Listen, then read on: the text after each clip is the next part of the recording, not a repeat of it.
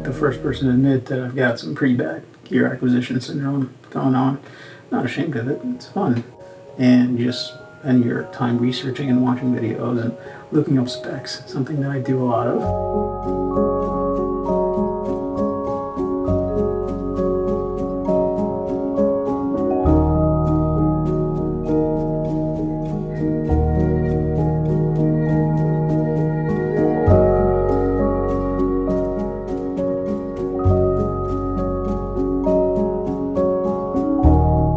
Recently scored a Sigma FP sensors in perfect shape for like $950 used. It didn't have a box, it didn't have a charger. The guy was like, I got it like a SL, I want nothing to do with this, I don't get it. It's nothing like using the type of mirrorless cameras that we're used to, and that's fine. I, however, love this camera. I think it's one of the best cameras ever made.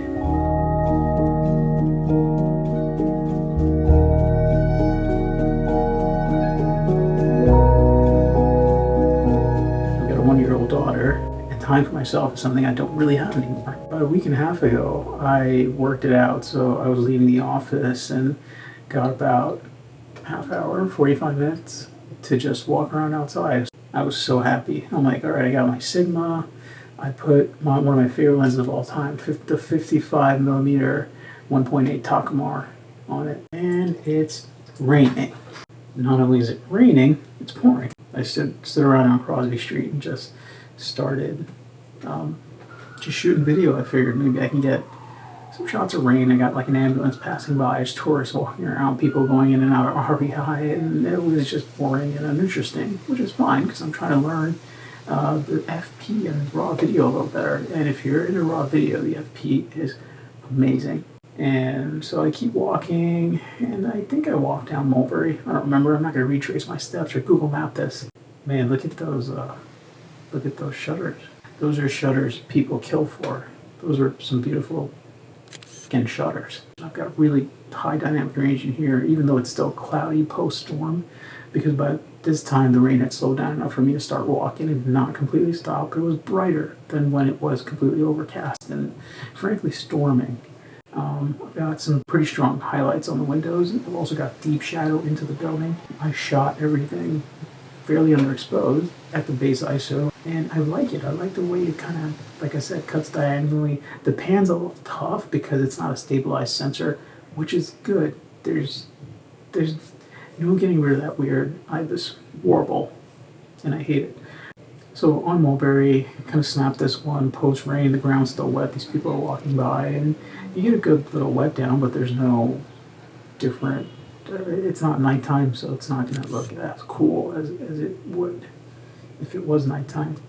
So fairly straightforward, simple shot. People just walking through the scene. Here's a quick crop of it, and you can see that, man, the FP is so detailed, and there's like no noise in the shadows. You can push the exposure a lot in stills and in video. It's just a beautiful camera.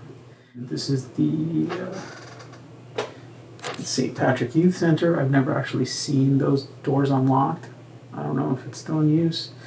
And I tried to go a little bit for like Fuji's Superior colors on this one. So the greens are like greenish blue. Instead of my usual love for the Kodak Daylight balanced film look, there's lots of shadow detail that you can pull. You can push the exposure on the stills pretty far, and in terms of shooting raw video, like I said, on this camera, there's a ton of latitude on the low ISOs.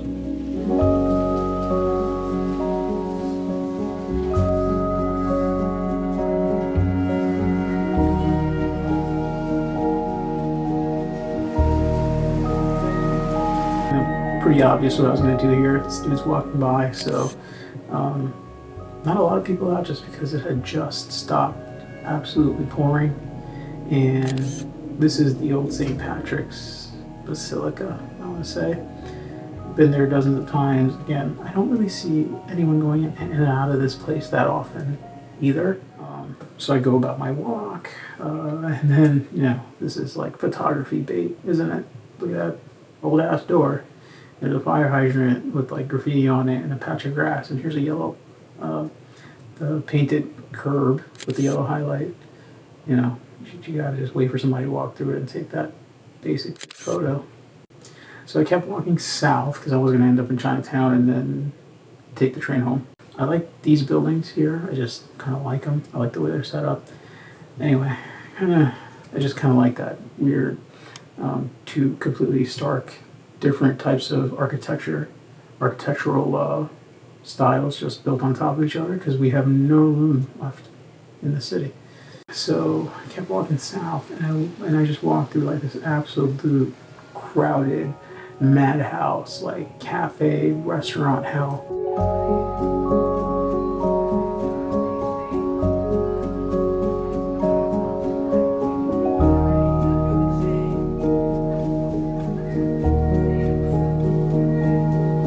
I know a lot of people, especially tourists, love the outdoor seating in these big, like, outdoor shacks.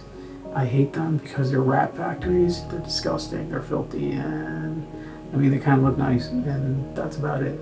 But man, that's really good footage for me. If you like saturating your reds in post, if you like pulling those greens out, if you like having fun with shadow versus highlights, and you like contrast, this camera is going to make you happy. So this composition is probably my favorite of the day. You can punch in and see how good the reds and green and stuff are on this camera. Of course, I have edited the colors to my liking, but you can take these files and the video files really far, because again, you're getting actual DNGs for your video as well. It's pretty amazing. It's the best video camera I've ever used. Not the internal video. The internal video on the FP is pretty garbage. Here's a candy cane awning, and you know, me panning around for no reason and just ruining whatever shots I could have gotten of people actually interacting with their environment. I hate myself for this. Every time I shoot, I just move the camera around like a fucking idiot. Now we're by Upside Pizza. I'm getting close to the end of it.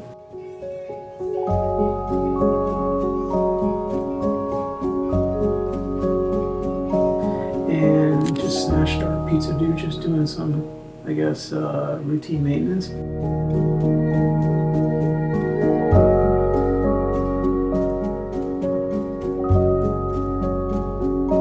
By the way, that spot has really good, I forget if it's soap or setup, but man, I can't recommend it to you because I forgot the name. Anyway, here's another building for no reason that I pan away and down from for no reason. And now we're finally back in Chinatown because I'm starting to haul ass because I need to get home already.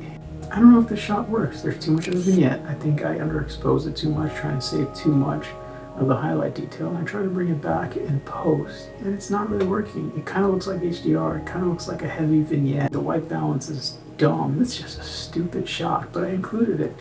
So I'm back to shooting footage and people crossing the street, and I edited all the raw footage in Resolve and then brought it over to Final Cut to chop it up. If you shoot this camera at 1080 and then upload it to 4K, it looks so much like old school film. Everything gets a slight softness to it, and it makes it look three-dimensional in a way. I absolutely love it. It's probably my favorite camera if you like shooting raw video. But I guess this is the way I'm going to end it, because here I did basically a 180. I hustled back over to Hester Street. I hit the big Chinese market, got myself some sambal sauce, and went home. And yes, I know sambal is Indonesian. So I really got 35 to 45 minutes to get better. Do I think I accomplished anything? I learned that I make a lot of stupid mistakes and make my life harder in post. But you know, if I'm not out there, if we're not out there actually enjoying all this gear we seem to accumulate and just love learning about and researching and purchasing and blowing money on, what's the point? As much as I love gear, I love using it more. And I'm going to be doing a lot more of these photo walks. I've taken a couple of road trips since. I've got a backlog of footage to get through. Hopefully this is a pretty simple, straightforward video and I haven't rambled too much. If you think I made some mistakes that need clarification, or if you've got information that I got wrong, please, share it. This camera is incredible. It's me that sucks. And, here's hoping to get better with it through practice, even if it's 30 minutes a day on my way to or from work. Well, more videos coming up, so I'll see you in the next one.